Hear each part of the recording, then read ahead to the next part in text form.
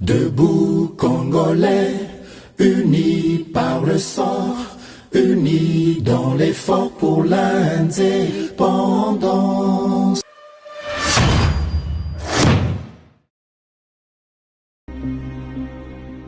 Il n'est pas question ici de dialogue politique avec ce groupe. Je le dis et je tiens à le préciser, il n'en sera jamais question. Boza, le bienvenu na GCAM Télévision, fidèles abonnés, chers internautes. Na Pesibino Matondo Mingi pour na Boponi GCAM Télévision. Merci Nabino pour na fidélité renouvelée na émission Nabino Yaba éclairé debout congolais. De partout où vous vous trouvez à travers le monde, Boeba ete Samba, Olongazana et Sengwa Koeba Bino et Belepe, à Tombeli Bino, Bandeli Malamu, ya Poso Tope, semaine na biso oyo tosili bongo ko banda mokolo ya lelo lundi. Par référence na rituel na biso ya émission debout congolais Boeba Malamu ete nazaka na devoir ya ko rappeler na biso ete justice yon Nzambe moto moko te a échappaka na contrôle nango soki oko échapper na contrôle ya batu yeba ete Nzambe ba échappaka na contrôle na ete. Et ça très important que oyeba que ba acte yo posaka tôt ou tard oko finir par ko récolter ba fruit na yango, alors ko sala mabete o kanti biso tozomona yote komi benga pe enquêter salaka kaka malamu. Parce que nous finissons tous par payer les prix de nos actes. Biso nyonso tokoleka na balance na isambiselo. Nde bakota la biso côté nini tokokende. Ozali pencher côté ya mabe to ya malamu. C'est pour moi une occasion chaque fois de nous rappeler qu'il est bien et très bien même de faire du bien. Parce que bolamu ezali garantie ya vie future. Actualité na melebino mukolo lelo ezali riche, ba question ezali ebele bozali komituna. Actualité liboso ezali Moïse Katumbi, Matata Ponyo, Delice Sanga na Martin Fayulu, batindeli FMI na Banque mondiale Mukanda pe Banque africaine de développement pour diligenter audit sur l'utilisation des ressources allouées dans le cadre des titre de facilité élargie de crédit de tous les décassements effectués en faveur de la République démocratique du Congo et notamment des ressources gérées par la BCECO. Mbongo Oyo, Banque mondiale na FMI, bazali ko soutenir nango RDC. Matata Ponyo, Martin Fayulu, Delice Sanga na Moïse Katumbi, bazali ko mona clarté. Bango bazali ko dénoncer oyo bango bazali ko benga ba magui financière balobi mbongo ezali géré na opacité ya kosakana te yango ba komeli mukanda batindi na Banque centrale FMI Banque africaine de développement. Kasi likanisi oyo ezali ko monisama na parti mususu ya population congolaise topé ka mususu lokola intention moko ya opposition congolaise ya ko vouloir ko freiner bon déroulement ya programme topé ba projet où ezali initié dans 145 territoires nabiso. Tokoyeba na kati émission oyo makanisi ya bandeko nabiso topé opposition congolaise ne bazali komibenga ezali nini tango bango bazali kopusa na pene ya Banque mondiale na FMI. Est-ce que souci na bango ezali ke bakata ba financement intention na bango véritable ezali nini? Nous allons les savoir dans cette émission. Toujours dans le cadre, il y a 4 opposants au Naoutou Kotangla Bino Bakombo Sikoyo. Bango bazali ko exiger par rapport au processus électoral, bazali ko exiger que audit y a fichier électoral et ça les mana cabinet moko réputé. Ça dit bango balingi biloko seni azako sala te seni a lancé qui appel d'offres na ba agent externe oyo bakoki koya ko sala audit externe y a fichier électoral koye ba processus ndenge ezali ko salema. Seni a lancé qui appel d'offres. Bango baza d'accord te na appel d'offres wana bango pona bango balobi il faut baluka cabinet réputé. Cabinet réputé nanya ko luka yango. Tokozongela makanisa bandeko na biso toyeba entre bango na seni nani azali na raison nani aza na tort. Nous restons toujours dans ces chapitres koloba ete opposant Matata Ponyo à salaki conférence de presse naie na presse ya Nord Kivu kuna ya sili kotalisa bango ete si le Rwanda nous agresse, c'est parce que il trouve des failles dans le leadership et dans la gouvernance de notre pays. C'est ça qu'il a dit. Il a aussi démontré que le M23 a été vaincu en 2013 pendant que lui était Premier ministre.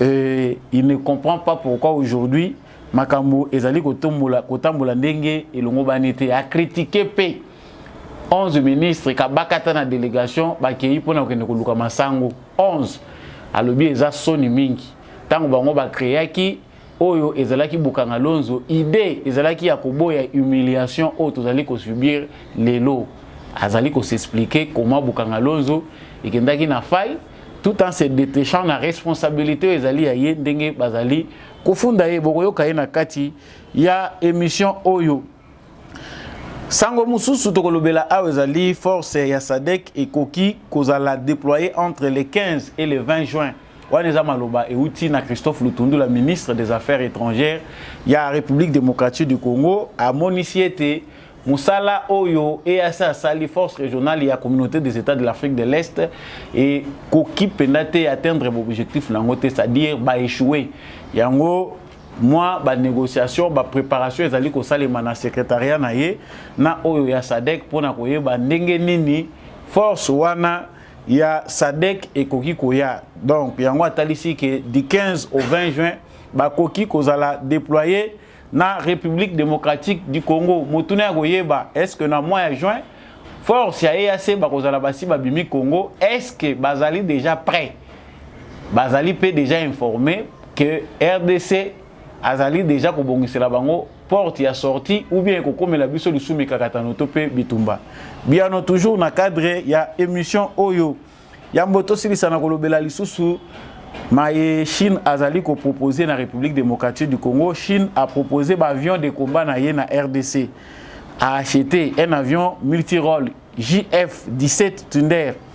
Ezali bongo Oyo ebimi na délégation moko de haut niveau de la China National Aero Technology Import Export Corporation. Bango bayaki na Kinshasa eza proposition na bango. Faut bayete Chine azali penda na posa mingi à République démocratique du Congo, raison pour laquelle le président chinois azali ko continuer ko insister sur l'invitation à lancer na président Félix Tshisekedi. Nous reviendrons aussi sur cette information avant de finir avec l'information du président de la République qui a fait 48 heures au Congo, Brazzaville. Moko toyebi ki ezali mboka moko suspect. Vu makambo ezali koleka na fleuve na biso, vu makambo ezali koleka na périphérie ya Kinshasa, le Congo Brazzaville comme pays voisin azali na ba élément oyo biso pe ba congolais na ba analyse na biso na ba information tozali kozwa oyo ezali ko présenter ezali ba élément moko suspect kasi tata mokonzi ekolo akendaki ko répondre na invitation oyo et pesa makiye na président ya Congo Brazzaville Denis Sassou Nguesso wana ezali actualité nyonso biso tokolobela na kati ya émission na bino ya ba éclairé na pesi bino matondi ndenge bo choisir fréquence ya malamu fréquence ya bato oyo ba mona ka musika yo pe mto uti ko rejoindre biso. Merci na yo. Depuis quelle ville vous rejoignez l'émission Debout Congolais? Laissez-nous un commentaire. Vous soutenez les phares d'essai depuis quelle ville de la République démocratique du Congo, quel village aussi, depuis quel pays à travers le monde. Nazana isemwa komona ba commentaire na bino ya liboso. Merci mingi na bandeko bazola na biso depuis la France et partout dans le monde. Abonnez-vous pour ne jamais manquer notre actualité. Surtout partagez massivement Debout Congolais, partagez GCAM Télévision. Il faut vous partager la émission parce que ça grâce à Binonde réseau oyo ezako koma munene pe ba Congolais musu bazo koma ko zalape éclairé souci na biso ezali que ba abonné ba ko basé ko mata yebisa pe voisin à s'abonner. De retour dans notre actualité comme annoncé au sommaire. Bakombo ezali suya sikate bakombo bosi boyebi yango qui est Moïse Katumbi, qui est Matata Pogno, qui est Délice Sanga, qui est Martin Fayoulou, opposant, ancien gouverneur Moïse Katumbi, ancien membre de l'Union sacrée, juif, zambien, congolais, Tout ça, ce sont des éléments où ils allaient permettre de comprendre Mouto Tozali Kolobela Moïse Katumbi, Basije Oye Kolakaye Yangwana. Matata Pogno, ancien premier ministre, président ya LGD, leadership et bonne gouvernance. Mouto Oyo, dossier Zako Koleye, ya Bukanga Lonzo, Oya Lingi Kondimate, plus de 300 millions de dollars. Il y a des contribuables congolais et Ebana Bishika et Kendate, 80 millions seulement en démoutoza traçables. Les restes et Kenda Logola Moupepe. Il y a à reconnaître responsabilité dans le côté. Voilà celui qui est aussi parmi les opposants de Félix Tshisekedi. Delis Sanga, ancien rebelle, il y a RCD. Opposant, ami à Félix Tshisekedi, un moment, à Sangana Kipena Bato, Bazalé comme bien opposant contre Joseph Kabila. Félix Tshisekedi accède au pouvoir, il rejoint Moïse Katumbi, il est candidat président de la République dans le moment où Tozali Koloba. Martin Fayoulou, il n'y a plus rien à dire, c'est le candidat malheureux aux élections de 2018 qui n'a jamais accepté sa défaite. Il continue jusqu'aujourd'hui à se reconnaître comme étant le président de la RDC issu des élections de 2018. Voilà le profil. Il y a Bandeko Tozali Kolobela. Mais tout le temps, il va comme on a un point. Ndenge na ebisaki bino na sommaire mukando bozali komona eza en 2 pages. Ezali oyo Moïse Katumbi, Martin Fayoulou, Delis Sanga bakomeli FMI na Banque mondiale. Bango batalisi bango ete bazali komona clarté. Soki bolandi malamu intitulé ya mukanda na bango ndenge bozomona ngo. Madame la directrice générale, la Madame Kristalina Georgieva, directrice des Fonds monétaires internationaux, en qualité de leader de l'opposition congolaise, tout en saluant les partenariats qui lient la République démocratique du Congo au Fonds monétaire international, nous avons l'honneur de vous faire part de nos préoccupations relatives aux interventions du Fonds monétaire international dans notre pays. 1. Depuis plusieurs années, la mégestion des fonds publics et des détournements massifs des ressources financières sont régulièrement dénoncées par la société civile. Ces déclarations sont connues du Fonds monétaire international et les autres bailleurs du fonds. Dès récemment, après un premier rapport ayant trait à l'utilisation des fonds de la Banque mondiale, décaissés dans le cadre de la lutte contre le Covid, un second rapport d'audit de la Cour des comptes vient de révéler l'utilisation scandaleuse des fonds de la Banque mondiale par le gouvernement. 3. En dépit de tous ces détournements massifs bien connus des institutions internationales, plusieurs décaissements ont été réalisés par ces institutions de manière non exhaustive. Nous pouvons citer Batangi Wana, FMI, Batangi Banque mondiale, Batieba Montant, millions Nyon Sebimi Wana. Bongo Bapesaki, balobi en dépit de cette mobilisation massive des ressources en faveur de la RDC du Congo, aucun changement perceptible n'est visible dans la vie quotidienne de la population congolaise qui assiste à une érosion progressive de son pouvoir d'achat, à la détérioration accélérée des infrastructures de base et à la baisse en nombre et en qualité des prestations des services sociaux attendus. Au regard de ce qui précède, nous appelons le Fonds monétaire international et la Banque mondiale à diligenter un audit sur l'utilisation des ressources allouées dans le cadre de l'accord au titre de la facilité élargie des crédits de tous les décaissements effectués en faveur de la République démocratique du Congo, notamment des ressources gérées par la BCECO, les BCECO. Au regard de la volonté d'imprimer une transparence totale sur l'utilisation des ressources extérieures, nous demandons que les résultats et les conclusions de cet audit soient publiés en vue d'édifier le peuple congolais et les membres de la gestion des choses publiques. À la suite des résultats issus de l'audit des fonds décaissés, les Fonds monétaires internationaux, la Banque mondiale et l'Africain de développement, nous invitons les gouvernements membres de ces institutions de s'impliquer pour que le financement aille exclusivement dans la lutte pour l'éradication de la pauvreté et le développement de la République démocratique du Congo. Nakanisi eza mulai bomoni lettre bandeko na biso bakomi natangeli bino yango na lopoto po boyeba makanisi na bango ezalaki nini. Makanisi oyo ekomami elobami eza makanisi ya bandeko na biso totangi. D'ailleurs, de prime abord esengeli toyeba ke démarche na bango ezali démarche moko de vigilance citoyenne dans la forme. C'est-à-dire, les citoyens congolais opposants, ndenge bazali ko se reconnaître na poana ya ba opposants, bazali na droit ya koluka éclairage, kolunga koyeba transparence sur gestion ya choses publiques. Wana de ce côté-là, biso nyonso ba congolais tozala d'accord na bango to s'opposer te, même ngai naza pe soucier ya komona ke mboka na biso et koti na ligne ya transparence na cadre ya gestion. C'est-à-dire là où il y a flou, il faut biso tout le monde clair.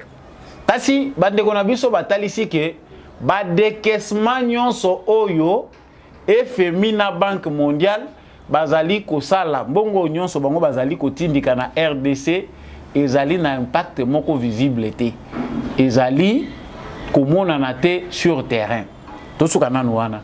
Ezali parce que bango ba visiter babisika oyo mbongo oyo Banque mondiale na FMI apesaka ba trouver que loko ezali kosalema te, ou bien c'est le fruit de leur imagination, parce que quand ils disent que la société civile a dénoncé, lorsqu'on dénonce, on est obligé d'apporter des preuves, un éclairage pour battre la démarche nayo que ezali crédible, démarche nayo ezali démarche moko ya konnuire te to pe ya diffamation. Mais awa to moni batu 4 basangani bazako mibenga ba opposant. Balobi ke bango bazo mona clarté bazo prétendre que nyonso oye bimaka lokwa musolo utaka Banque mondiale to epe utaka FMI en faveur ya RDC ezali ko kende na gestion ezali ko mona na te. Nakoya kozonga na politique ya Banque mondiale na FMI sima to suka na maloba na bango. Ya mibale bango bazana besoin ya enquête. Banque mondiale na FMI babimisa liste ya bambongo nyonso oyo bango bapesaka na RDC na ba structure oyo jiraka bambongo wana ba salela bango audit ba landela ndenge nini mbongo wana ezali dépenser ba publier yango na ba canaux oyo mutu ekozala accessible na mutu nyonso po bango bayeba, parce que jusque là bazo constater que malgré appui wana ya Banque mondiale na FMI, situation ya ba congolais zo continuer ko se détériorer. En tout cas, soko za congolais ou bien oza mopaya okwei mbala ya liboso oyoki ba propos wana eza ko bimana munoko Martin Fayulu na banani okolobaki, en tout cas makambo wana balobi eza ya solo, bazali na raison, ezali démarche moko valable. Awa tolingi fongola siko boîte de Pandore. La vraie motivation derrière cette démarche commence à montrer sa haine vis-à-vis des résultats de la gouvernance de Félix Tshisekedi Ngonganini ya on la ligne Nathalie Sabine. FMI na Banque mondiale babimisaka mbongo na bango pambate. C'est-à-dire soki babimisi mbongo na bango oyo bango ba financaka parce que ezali contribution ya ba nation ebele. Oyo ba nation wana nyonso baza membre bazali kosungana na cadre de développement na cadre ba problème nde basala lisanga wana na logique nango. Mbongo ya Banque mondiale, mbongo ya FMI eza mbongo oyo yaka boyete bazu batiango na compte ya mutu privé abanda ko gérer yango. Non. Ça n'existe pas. Banque mondiale a financé pe azana politique nae ya kolandela apesaka même d'exigence sur octroi ya ba marché. Soki eza makambo construction, soki eza makambo nini, voire même bango moko soki ba moni que transparence ezate bakendaka même soki eza biloko bango moko basomi ba yeli. Mais ici tozomona que intention ya ba opposant na biso ezali ya kolinga koyeba ke mbongo oyo Félix Tshisekedi, parce que depuis ba institution Bretton Woods to swana na bango ba mona ki clarité na Congo bakangela ka Kabila porte, que ça soit Banque mondiale, que ça soit FMI, bandaye ko classer biso lisusu te, bandaye collaborer na biso te, bandaye ko linga ko defisa biso lisusu te. Avènement et accession à Félix Tshisekedi na pouvoir nde mutu fongole le biso lisusu porte na ba institution à Bretton Woods. C'est vrai, mindele baza ko détruire biso, mindele baza ko nyoko la biso. Mais toutes les nations oh les loba comme puissantes pour accepter ba nation mususu ba kolo biloko na bango wana. Même la Chine qui aujourd'hui la deuxième la première puissance économique dans le monde, l'équipe dans l'institution à Bretton Woods. Ce qui vous allez sérieux na binomoko, vous allez vous organiser progressivement jusqu'à sortir de cette tutelle là. accompagnement na bango ezalaka malamu soki bino moko boza sérieux. Félix Tshisekedi aye pour la première fois présence ya Félix Tshisekedi ba accepter ko pesa biso mbongo 500 millions ba lobi tozo pesa bino na cadre ko soutenir bino ba accepter ko ba axela biso ba réserve d'échange oyo Félix Tshisekedi akuti même pas 1 milliard na kati ya caisse ya l'état ba réserve na biso zo permettre biso que to somba libanda tant Félix Tshisekedi aye na mboka munene le roi Congo oyo tozana besoin d'investisseurs ezalaki même pas 1 milliard de dollars. Qui peut venir avec 4 milliards mettre dans votre banque? Qui peut venir avec 1 milliard mettre dans votre banque? Tant que banque na bino bakuti yango même na 1 milliard.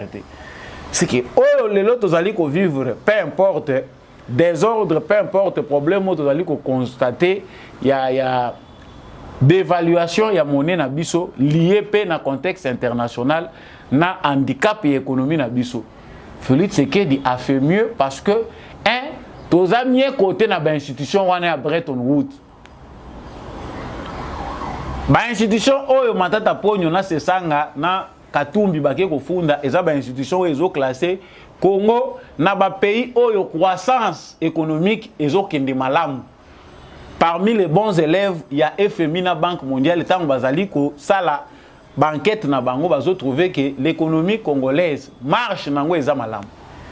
Mandeko matata ponyo na sesanga bango baza ko mona bongo te na komi siko na likambo programme de développement local oyo ya 145 territoires eza ko toucher ba territoire union sur la République démocratique du Congo ezali ko sala zuwa depuis Congo eza Congo ute ezalaka bilanga ya Léopold II kino ekomi Congo démocratique na indépendance Kino Kabila za kotika ngona maboko ya Tshisekedi, il n'y a jamais eu un projet qui touche toute étendue de la République démocratique du Congo.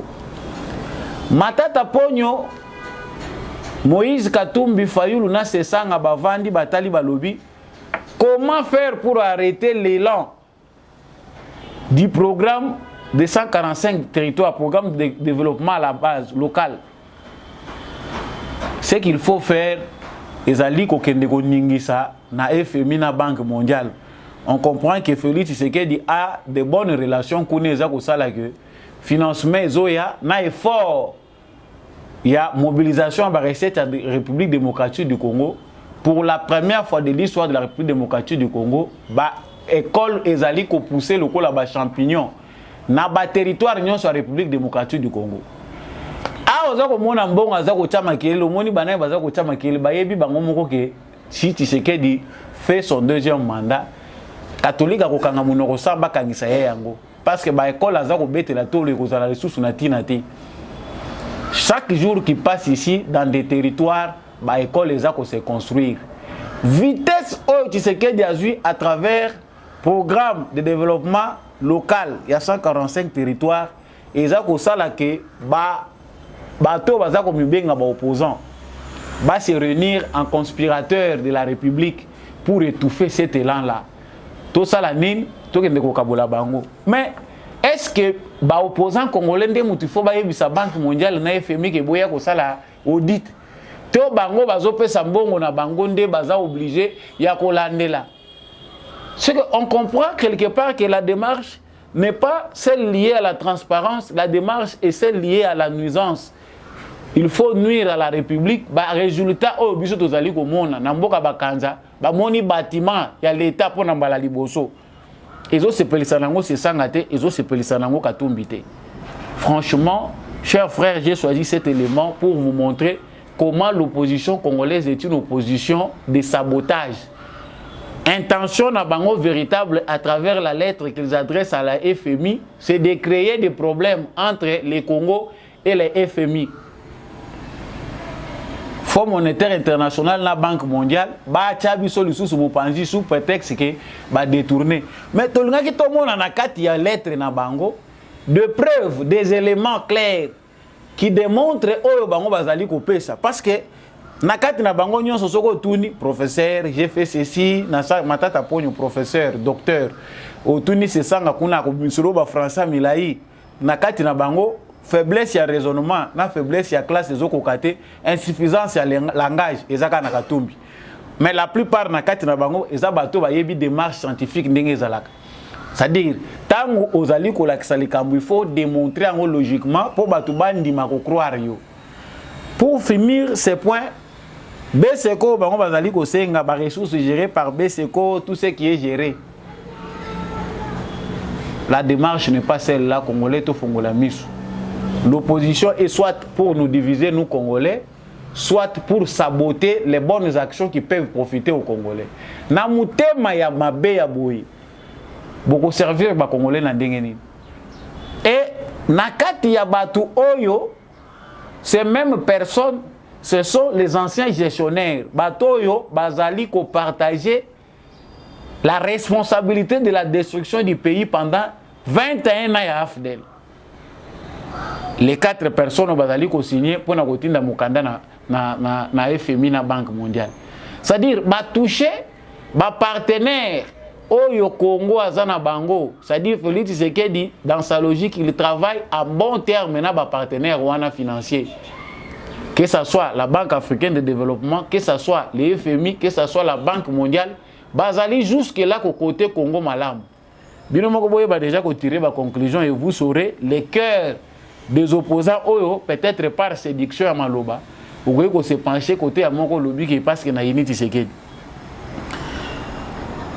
Bango moko wana pe bazali côté le likambo ya fichier électoral. Awa eloko ezali ko kabola bango na denika di mezali likambo ya audit ya fichier électoral.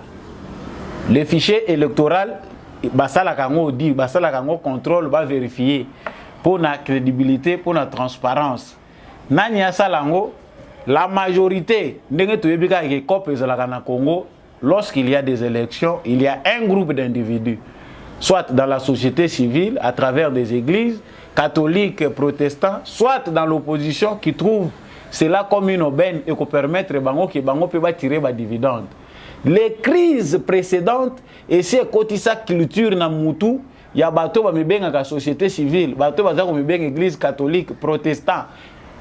Que chaque fois qu'il y a une occasion comme ça d'aller aux élections au Congo, ils allaient biso moyen pour na biso to marchander likolo nango. Ils vont aller chercher des partenaires non pour aider biso et tout ça l'observation, makamutozo mona clair te bino bokanisi bazo sala ngo pour intérêt à Congo, bazo sala ngo pour intérêt à ba poche na bango.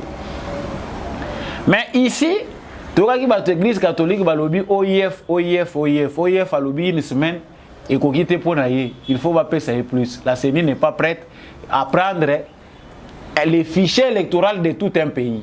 La matière de souveraineté de tout un pays, on confie à une organisation criminelle dirigée par une femme qui est mandatée par Kagame. Ça ne s'est fait dans aucun pays. Voilà pourquoi batika ki OIF peut en tout cas biso tout le monde ne sous que tu peux intervenir dans le dossier wana pour timing va pesi biso ekokite.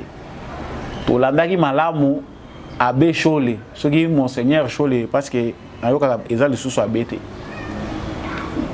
Abe Chole alobi ce qui bobo yoyef to ko kozala na alternative mususu. To luka voix mususu. Les mêmes propos tenus par l'abbé Chole se répètent. Et pas ya ba 4 opposants na biso bato ba ko remplacer Félix Tshisekedi lobby bango ba lobby pe pona bango OIF bango ba tenaki sur OIF après ba lobby non il faut sikoyo tout ça là audit affiché électoral pas avec un cabinet réputé ba si ba contacter Mo Ibrahim ba si ba sololi déjà na ba européen ba luki déjà cabinet na bango qui peut faire confiance aux gens aux personnes qui ont divisé le peuple congolais en 2018. L'Union européenne wana yango ebimisela ki biso ki Fayulu a gagné l'élection na laboratoire na bango. La vérité tu dois connaître yango ba musu bazoyi bango 3 ans 4 ans. Les plus coriaces bayebaki dès le début qui nous divise. Aujourd'hui, les soucis de Fayulu na baninga na ye basangani na opposition na bango na Katumbi c'est de faire intervenir un cabinet oyo bango bazako maîtriser akende kokota pour auditer CENI. On sait que c'est quelque chose qui ne va pas se laisser faire et que ça les mater. La CENI a lancé un appel d'offres. siko bino bolakisa nde boza ko proposer nini nakanisi esengeli tosuka wana boyeba côté tozokende na élection qui ont besoin des élections qui n'ont pas besoin des élections na moment où tozali koloba les calculs se font et plateforme bango ba créer sachant-les bien qu'ils savent que Félix Tshisekedi est favori même bato oyo baza kotinda bango ba yebi que Félix Tshisekedi est favori mais objectif ya bango c'est de nous diviser yango baza ko continuer awa et comme j'ai à boycott à l'élection.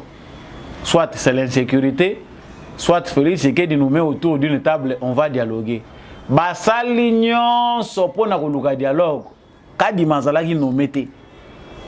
Le loka di ma travail, toujours ko zonga ka bazo zonga la ka place moko wana bazo baluka. Ba yebi que en allant aux élections, la plupart vont signer leur mort politique. Nous l'avons compris. Pendant ce temps, Franck Diongo, je vais revenir. Franck Diongo passe à Teibango. Alors, bisoki Martin Fayoulou, n'a pas proche naie, il faut pas me mailler dans l'hôpital pour ne soigner. Il fait la politique de la haine. N'a évité revirement à vieux Franck Diongo. Suivez d'abord Franck Diongo, Binomoko Boyo Kaye, puis on revient. Ils sont proches de lui. Il faut qu'on l'amène à l'hôpital pour l'aider. Et Martin doit créer autre chose. Il n'est pas dans la ligne de Tshisekedi. Il n'est pas le porteur du combat de Tshisekedi le père. Il n'est pas le continuateur du combat de Tshisekedi le père. Les valeurs et les principes. D'ailleurs, par contre, il fait la politique avec de la haine. Vous sentez la haine dans les discours de Martin, mon frère. Donc, les arrestations que nous avons connues, par exemple, quand nous, sur ordre de Papa Tshisekedi, il nous demande de combattre le maréchal, quand Franck Diongo est dernier prisonnier politique du maréchal Mobutu, au camp Tchachi, comme disciple de Tshisekedi, et qu'il a nettoyé les sangs du jeune Maël comme prisonnier politique au camp Tchachi, Martin à l'étranger. Comme les Canadiens disent, c'est déraisonnable. Donc, au nom Tshisekedi marionnette. Ça a commencé par dire, s'il est vraiment vrai président, Abim Safang dans la prison, Abimi. S'il est vraiment vrai président, à sa mise en place de l'armée, à Sali. Soit un vrai président, à sa mise en place de la justice, à Sali.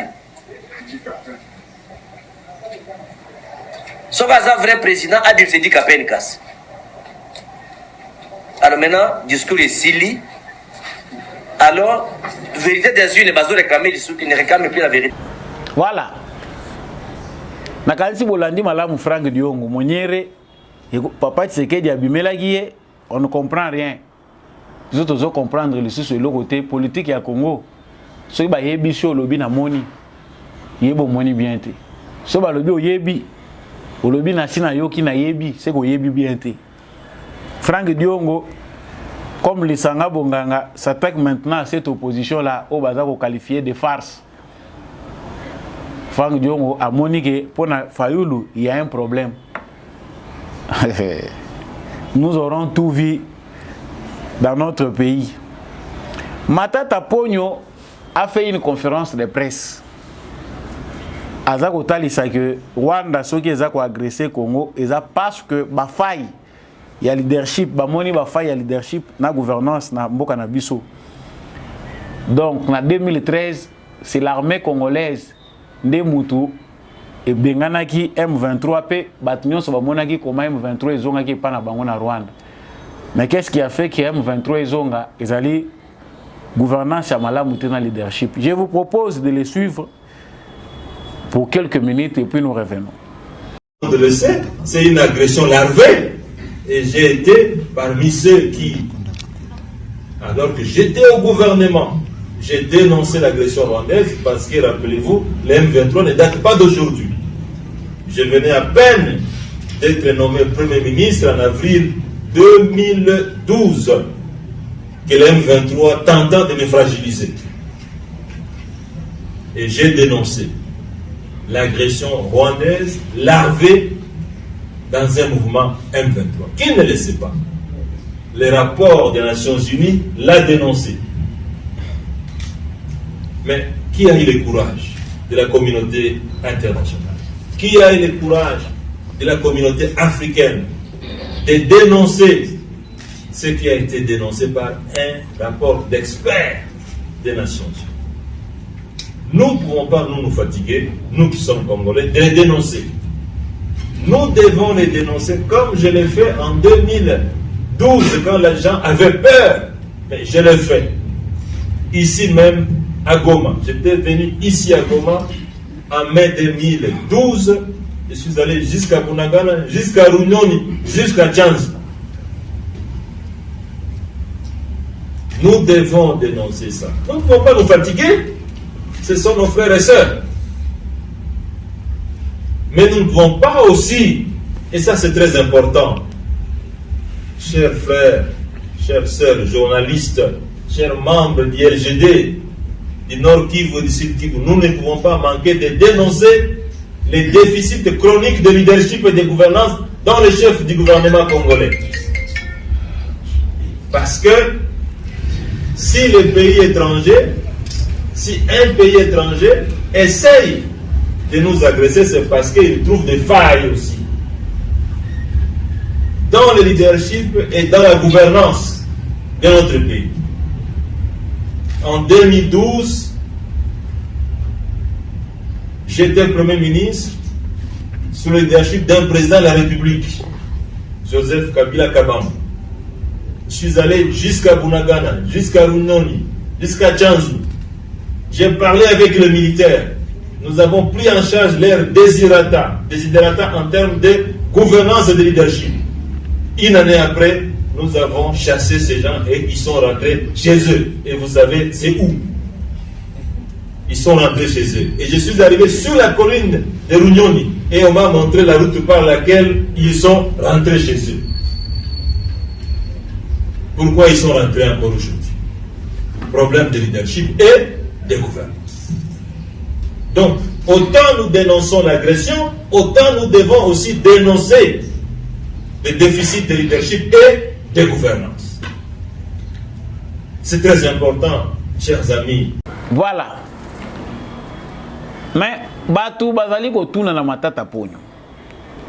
Soki gouvernance ya lelo eza mabela mwisi M23. Rwanda abandi ko agresser Congo depuis mbula nini. Soki lelo gouvernance eza mabela.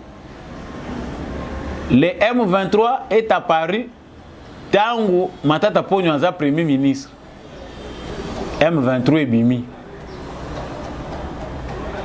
Matata Ponyo premier ministre. Si le M23 était enterré, ndenge bazoko lobana ke armée na biso et silana ki na M23. Nous savons par contre que Kabila a eu à négocier avec son parrain Kagame pour bazwa bana ba M23 comme brigade des aïki créée na kati ya MONUSCO. Les M23 ont négocié avec Joseph Kabila. Bazongi bakiko vanti bango na Rwanda, bavanti bango na Uganda. Kabila zo continue ko futa bango, il a signé des accords avec eux. C'est sur base de ces accords là que les M23 ressurgit. Mais on ne sait pas ce qui Matata Ponyo azako zo ba congolais nyonso comme amnésique. C'est-à-dire bateau yo baza ko bossa na makambo elekaki lobby.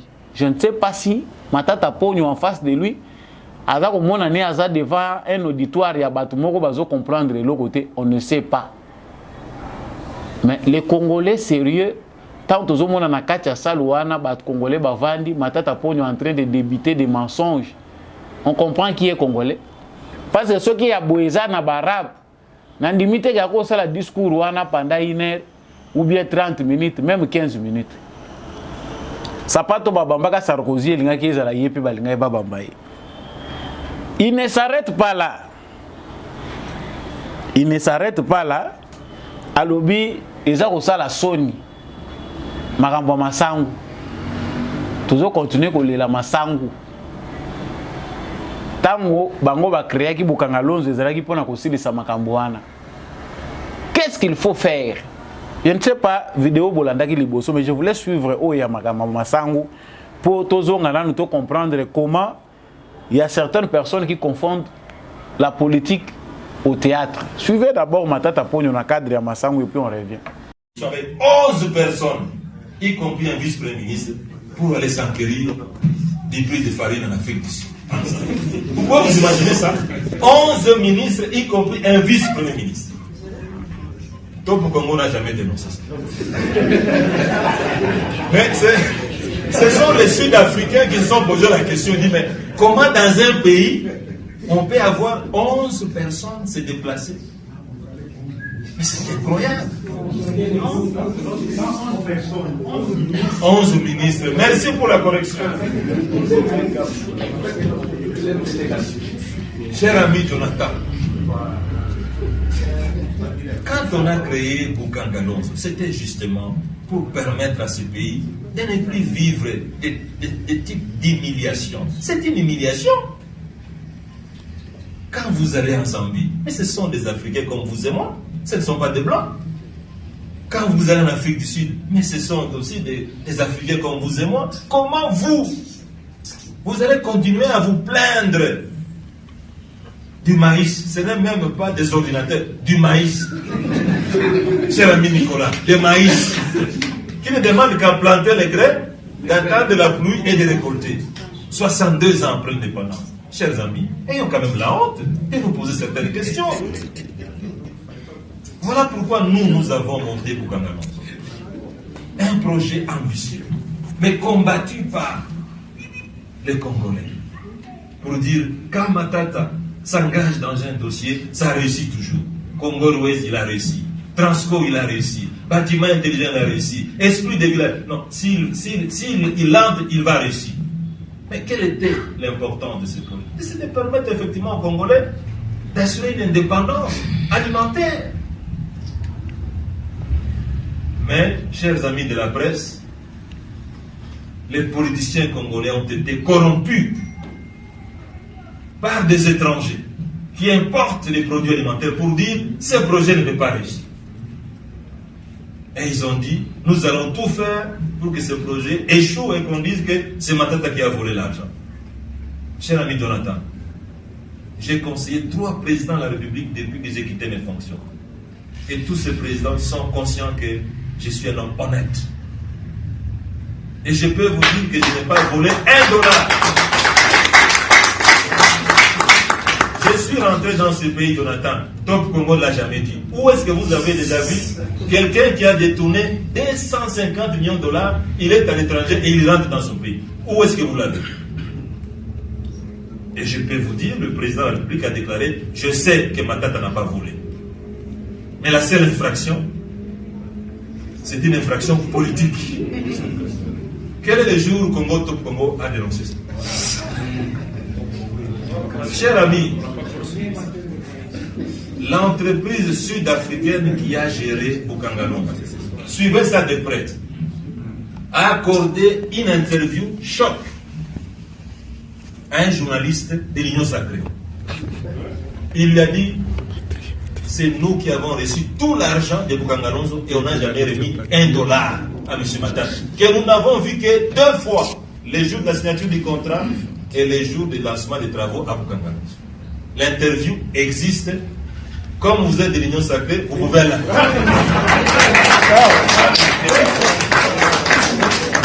Mais alors, chers amis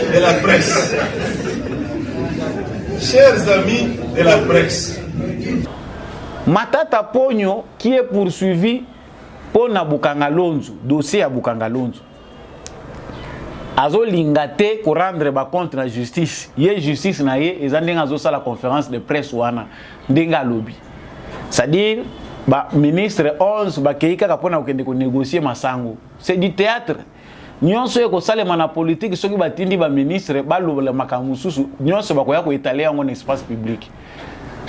C'est une honte pour un ancien premier ministre. Si comme Matata Ponyo lobby, bango ba créaka Bukangalonzo ezalaki pona kolungwa na humiliation oyo. Bo créaki Bukangalonzo ezalaki pona ko détourner té. C'était pour sortir de l'humiliation, mais il fallait élargir akende musika na ba propos na ye pour nous montrer tant ba créaki Bukangalonzo résultat nango ezalaki ni.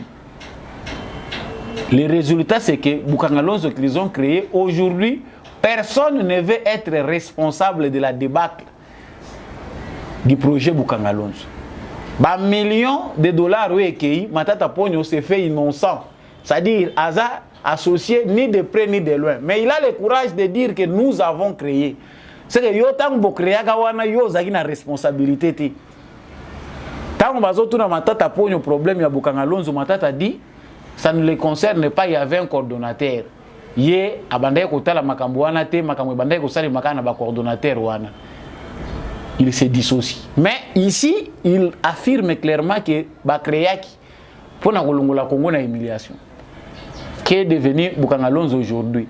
Matata Ponyo parle de Transco. Nous avons laissé Transco. Qu'est-ce qui est devenu Transco? Transco, tout le monde sait que Ezalaki est là qu'on a bango privé Bakreaki pour na kolia kambongo ya peuple congolais. Quand ils ont créé Transco, c'était bien avec l'argent des contribuables congolais. Mais il y a Transco. Ce qui s'est calé na foule. C'est Matata Ponyo Tokotuna Kimbuta. Ba créer bien Mitukawana ya Transco, bazako somba ngona mbonga ba congolais. Mais chaque fin du mois, c'est des milliers de dollars oyo bazako kabolela yé premier ministre, ministre de transport. Jusqu'à ce que Mundelo Bazoa qui en premier a dirigé Transco a démissionné. C'était sous le règne de Matata Ponyo. Donc quand il dit que nous avons créé Transco, vous avez créé Transco comment? Vous créez Transco vous avez préféré créer une autre entreprise publique de transport. Pendant que Stuk n'a pas contentieux, Batu Oyo Bazana Stuk, Bafutamite. Si titre, Boboma qui pouvait créer Stuk. Kaka po bozala na place oyo bino moko boko gérer bo créer loko na bino asika bobo yi ba antécédent bo monistique e koti ba nyongo bo détourner ba lie ba mbonga bato yo ye o créer pe Transco wana ya yo création na yo. Ce qu'il ne sait pas dire aux Congolais, c'est combien ils ont bouffé dans tous ces projets qui n'étaient que de la poudre à nos yeux. Chers frères congolais, nous sommes le peuple le plus tolérant et laxiste du monde. Dans un pays normal, Matata Ponyo ne peut pas prendre la parole en public, il sera lapidé.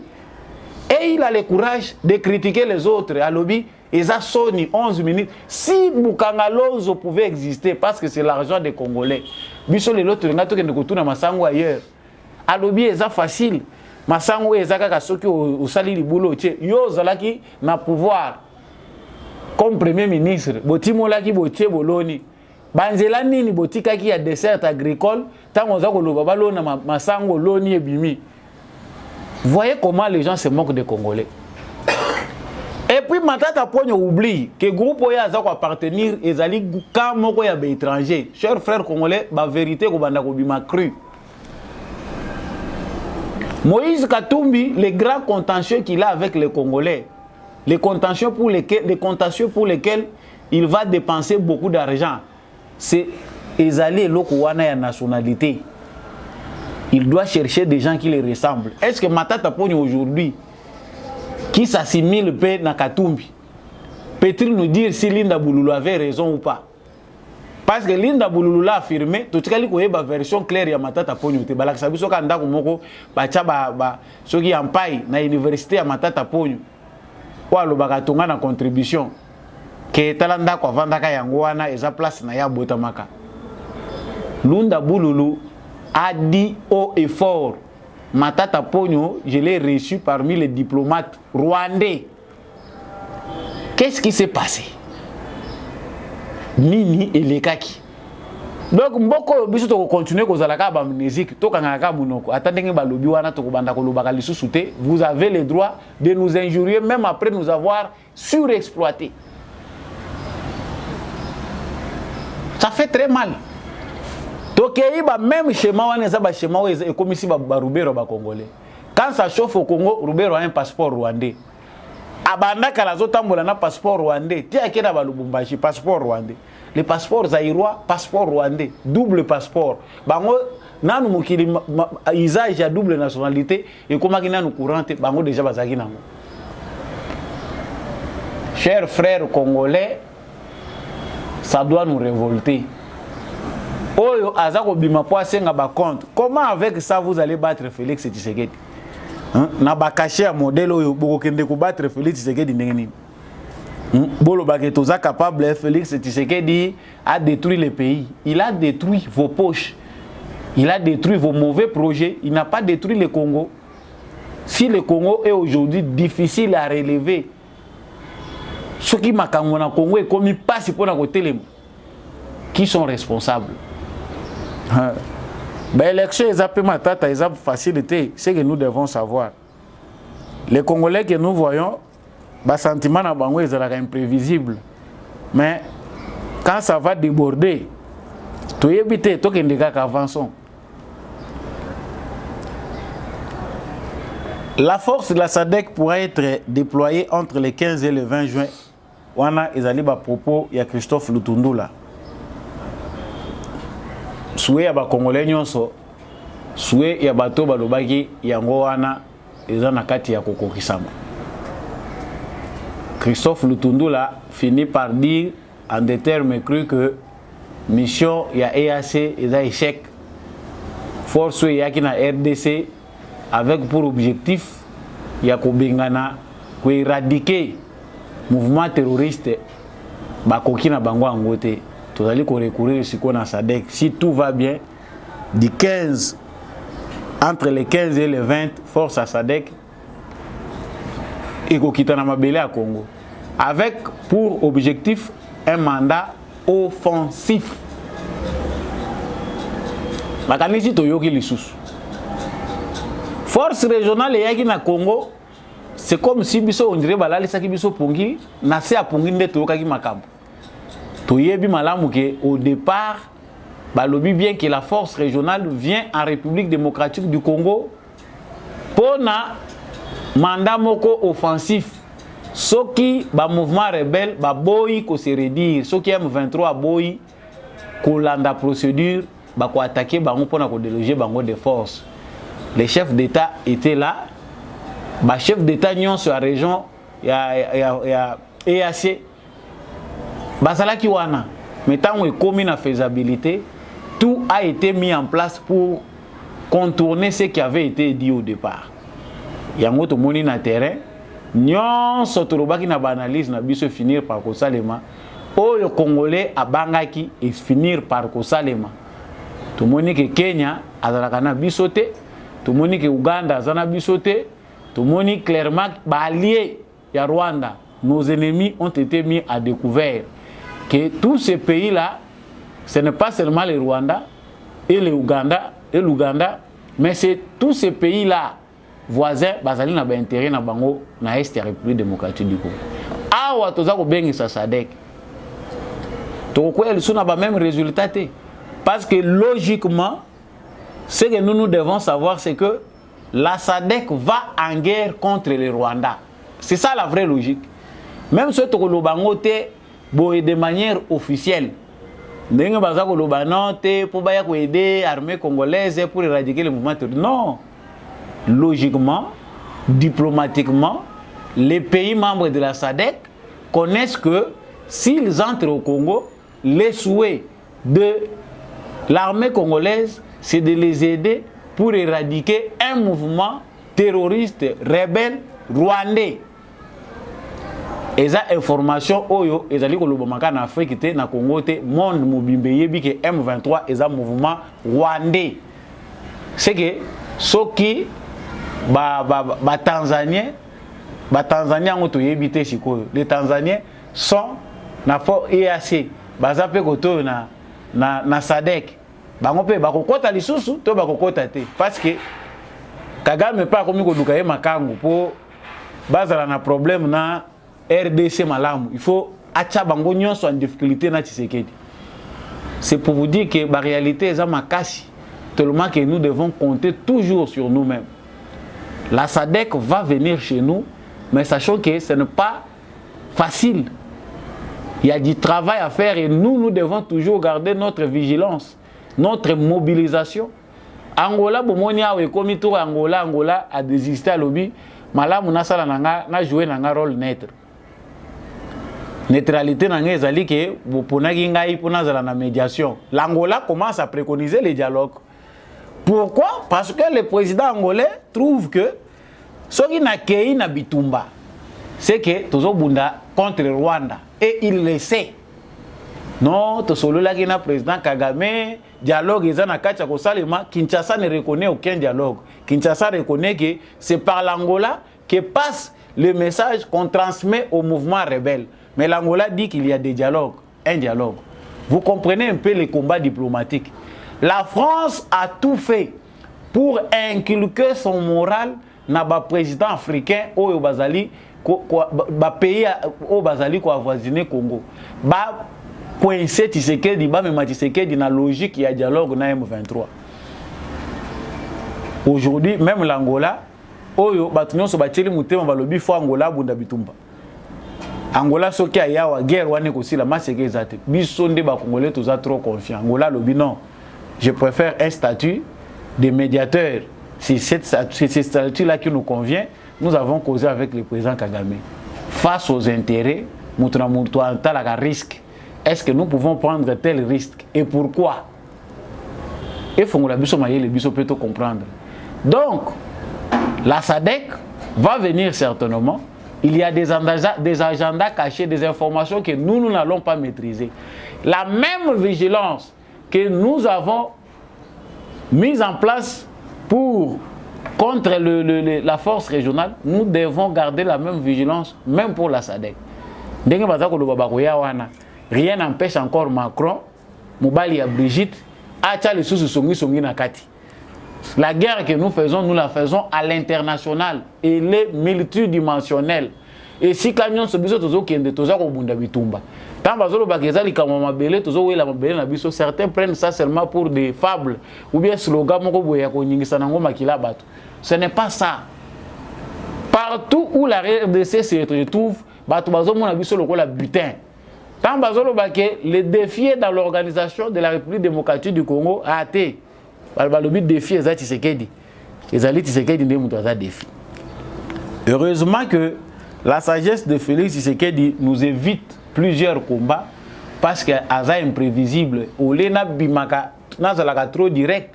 Malamu na itufaka ba combat mususu en gardant le silence na ibandeni pe ko dévier bango. La meilleure solution ezali o toza ko mona ba chinois baza ko proposer biso ba russe baza ko proposer biso. Les Américains. Tshisekedi ba kosola kaka balobi ke Tshisekedi a invité na Chine, ba chancellerie nyonso en alerte.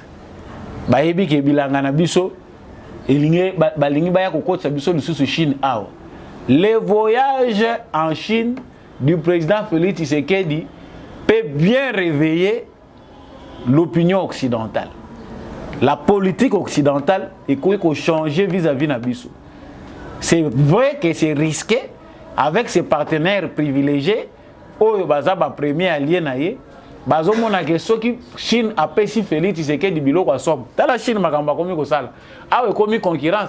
Qu'est-ce que l'Amérique nous propose pour mettre fin à cette guerre? L'Amérique a proposé bisonine. To dialoguer avec un criminel. Baza ko luka bacha Assimi Gota soki ya nani oyo soki ya Mali. Bacha la mandat d'arrêt international au crime contre l'humanité, aza ko respecter ba droit de l'homme tena baninité. Mais Kagame oyo bochawa na est ya Congo, ça fait plusieurs décennies. Il sème la mort et la désolation. Wana bo lancer mandat d'arrêt. Voyez un peu comment bateau baza ko zobiso pour na pamba. Chine a déjà l'intention à révolter Congo. Sachez que biso soki to longwe na embargo diplomatie ya Tshisekedi ezali au top. Po ba longola biso na régime ya lokuta baza obenga biso régime ya notification alors que ça embargo, il a fallu que la Chine et la Russie battent l'Occident. Balobi biso na bino tozo mona ki o eza ko sala mes injustice. Pourquoi makambo eza ko lega na Ukraine? Oyo Russie tozali ko attaquer, toza ko accuser, pourquoi toko sala mona Congo te? Comment un pays agressé tokoki ko garder bango sous embargo?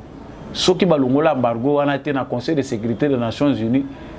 Soki balongola yango pardon, c'est à cause de la Chine et la Russie. Chine na Russie contre poids na bango ezali ko aider biso ba congolais makasi. Voilà pourquoi nous devons profiter de la crise en Ukraine. Même si eza ko senga guerre à malamu ka tokende parce que to moni pe que non violence wana à un moment même Dieu qui nous a créés a usé de la violence pour mettre fin à l'aventure musuna mukili. Mutu a créé ka mukili, mutu a créé ka violence.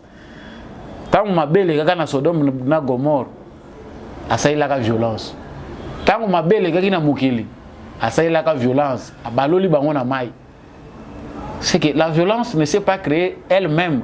Il y a des violences positives qui doivent être bien encadrées. Si Nathalie Alobi a proposé RDC, avion, elle va proposer à JF-17 Tunder. Nous allons bosser la recherche bien. Ils allaient avion multi-rôle. Ils allaient résultat na bango. Il y a des travailleurs na pakistanais, bimisi avion wana. Parce qu'il y a une compétition à Makambo Minduki. Congo bozo luka Minduki. Bon, parce que Mikolonion soit na mesa ya Tshisekedi. Ba offre ya Russie, ba offre ya Chine, ba offre ya ba pays nyonso na monde.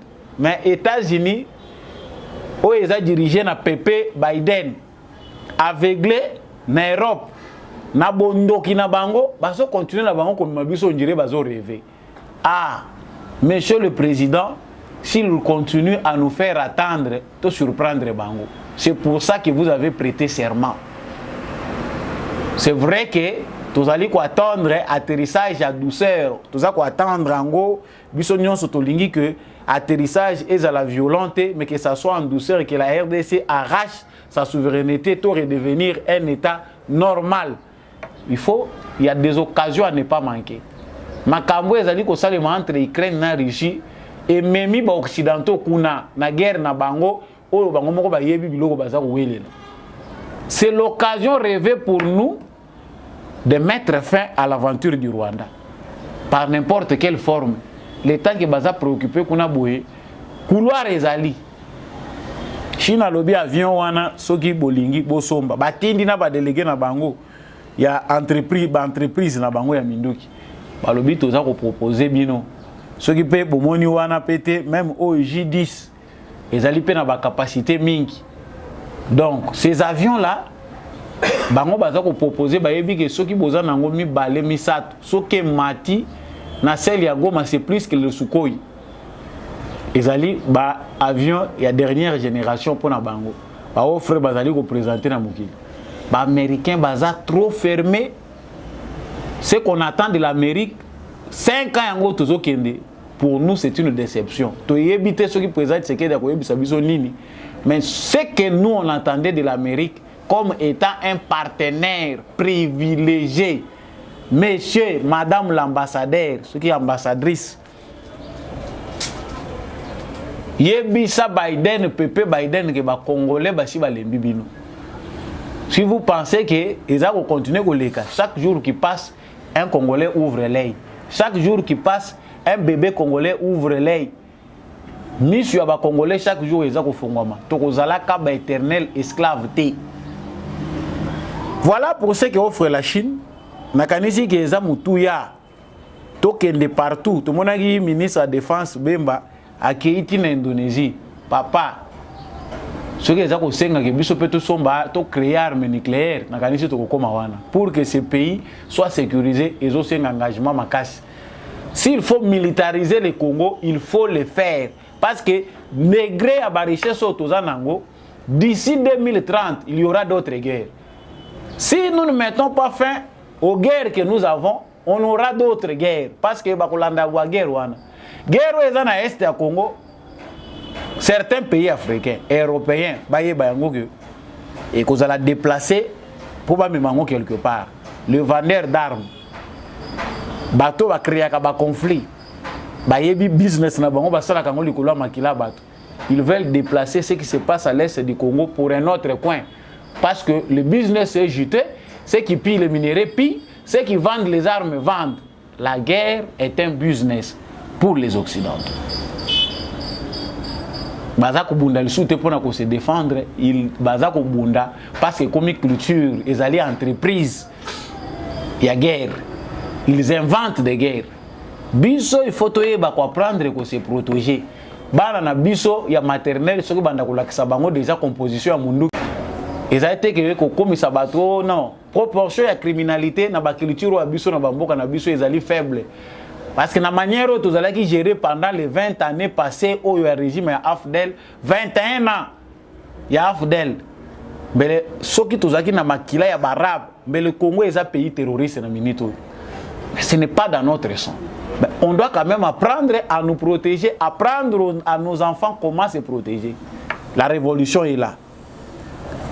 Le président Félix Tshisekedi a fait 48 heures à Oyo, samedi, dimanche. Motif, Azalaki est invité par Denis Sassou Nguesso. Makambo basololi et banité balobi renforcer coopération. Bazaki na objectif basolo la bien tout ce qu'il devait faire là. Pepe Sassou Nguesso soka linga quitter pouvoir, soka azali ko préparer bana na ye, il faut atika Congo, République démocratique du Congo kimia. Parmi batu oyo bazali ko conspirer na France pour que ba foyer attention il se multiplie dans le Congo se trouve aussi Sassou Nguesso. Je pense que notre président de la République a une forme de charisme mais aussi qui évitera y ait certains problèmes. Mais normalement Sassou Nguesso a un moutou à visiter les sous-soutés. Vu ce qui se passe dans le fleuve Nabiso Ao. Il faut néanmoins prendre des précautions. Tu es bien, il y a président Nabisoté, mais certainement, Batouana, il faut couper sa bango et carme nene. Mais la diplomatie peut à président de la République, c'est que il faut réellement tous la kaka na porte moko totiki ouverte. Bamon Nabisoté que tout signé guerre na bango, tout bundana mokili mobimbate. Ah, c'est bien, mais c'est aussi dangereux. Que Dieu protège notre président. Baïnion se va trouver que c'est important que nous avons protégé le président Nabiso. Vous savez ce que vous devez faire. Pour nous, le reste se trouve dans notre éducation. La République démocratique du Congo doit faire une révolution sur base de l'éducation. La réforme de notre système éducatif, surtout à l'ère numérique, va nous permettre de bien gérer notre État. Les lots de la mondialisation, les lots mondialistes, satanistes, ils prêcher le gouvernement mondial. Ils veulent que tous les citoyens soient les citoyens du monde. Ils veulent faciliter que nous avons 3 4 passeports. Nous, on doit nous approcher à nos nations. Que va-t-il nous arriver, biso bato, maîtriser nous État-nation? Nous avons une logique antique, ou antiquité, il y a tribalisme. Mukongo azande konangate. Baluba bazaba bilulu kuna na katanga. Awo bango ba yeko tonsa biso bazola biso. Mais chinois à une vitesse. Tala quantité nombre ba chinois, hein? Nombre ya ba chinois au bozana bango na Congo. Si les Chinois comprennent que le Congo est un scandale géologique, ba chinois nyonso. Oh baza plus d'1 milliard. Ils vont se déverser chez nous. Malembe ningi bazo envahir bino. Bazo bo taper déjà na bino ebele. Pendant ce temps-là, yo na ba province na bino zo ponate. Bango baza bateke, ate biso na bango toyoka na kate. Bango na banani. Ça c'est antique. Exact musika. Ah baninga baza ko consolider ba état na bango. Avant tout c'est la nation. La nation avant beaucoup d'une étape mususu biso to koleka na étape ya mondialisation ndenge nini to créer ouverture na ba loi oyo baninga baza déjà kocha parce que l'Occident c'est loi na avance o baza nango na développement balingi ba imposer biso rapidité wana biso to kota nango citoyen du monde. Un Américain peut facilement devenir Congolais à côté kuna aza ko senga ba droit alors que biso awa ba dictature to connaître ba barbarie ba banditisme d'état. Écoute, si nous en retard. Chers frères congolais, vitesse pèse la gamabete, tout fin accélérateur. Bisonde mututoza frein na développement toza ko luka. Soko zolanda nga et na kati na o sentiment tribal eza yeba ke oza na retard par rapport à siècle où tozo vivre. Le tribalisme n'a jamais été une valeur. Même ceux qui lisent la Bible savent qu'on ne peut pas opprimer un étranger. Yamba ye pesa ye sika me ye pe ye bagenote ba yamba ngai. ayeba kozala na ba réserve na ye. Mais vous vivez dans un même pays où vous n'avez rien choisi pour être congolais. Mutumoko ponaka za la congolais azate. La constitution de votre pays veut que tout Congolais soit libre sur toute l'étendue du territoire national. Nous continuerons à le dire. Merci, chers téléspectateurs. Merci, Nabino, parce que vous avez belé à Rolanda. Maté Samba Olonga, Tokomi na suka émission na biso na pesi matondo na équipe technique. Ya ndekombi à chaque way kambaki ngai poete émission e comme la bino. Merci na porte Gérard Kabeya. Na baenyon so bazali ko apporter soutien na bango na émission des beaux congolais. To continuer ko zala éclairer, partager émission ko bombango pona yo mon côté. PSAP ba voisin, PSAP ba ninga nyonso yo bazali. Utile oyebi ki bazali pe na besoin éclairage wana. Si vous voulez soutenir cette émission, les numéros sont en bas de votre écran. Restons phare d'essai na motema. Je vous retrouve au prochain numéro.